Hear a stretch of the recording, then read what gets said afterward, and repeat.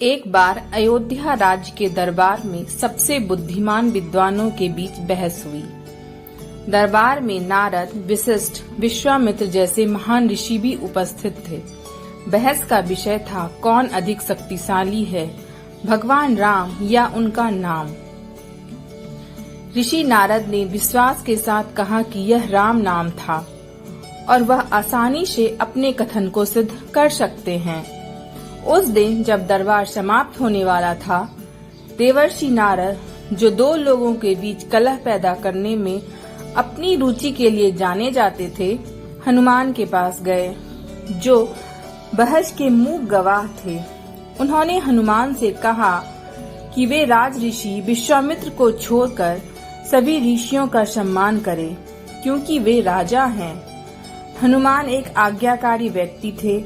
उन्होंने देव ऋषि की बात का पालन किया और विश्वामित्र को छोड़कर अन्य सभी ऋषियों का अभिनंदन किया।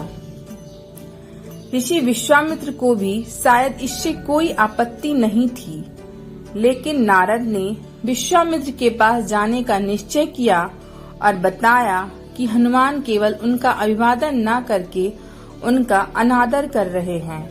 यह सुनकर विश्वामित्र इतने क्रोधित हो गए कि वह राम के पास गए और उनसे उनका सम्मान न करने के लिए हनुमान को फिर से मृत्युदंड देने को कहा।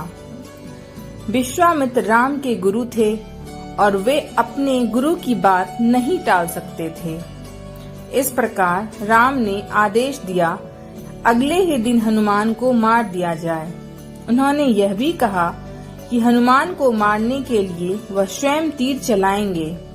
हनुमान डर गए और वे नारद के पास गए और पूछा कि नारद की बातें सुनने के लिए उन्हें दंडित क्यों किया जा रहा है।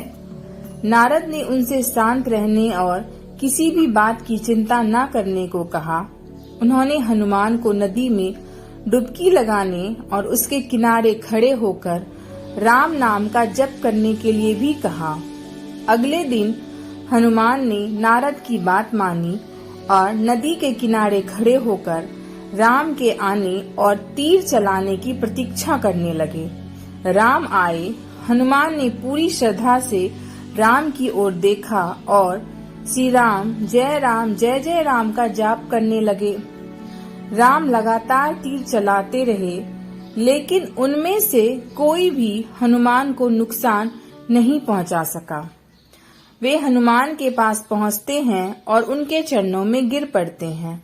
राम थक जाते।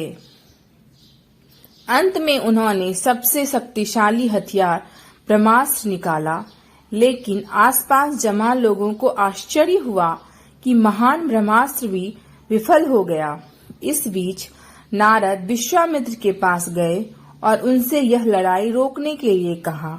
उन्होंने कबूल किया कि यह सब उनके द्वारा किया गया था और यह साबित करने के लिए उनका तरीका था कि राम नाम स्वयं राम से अधिक बलवान है।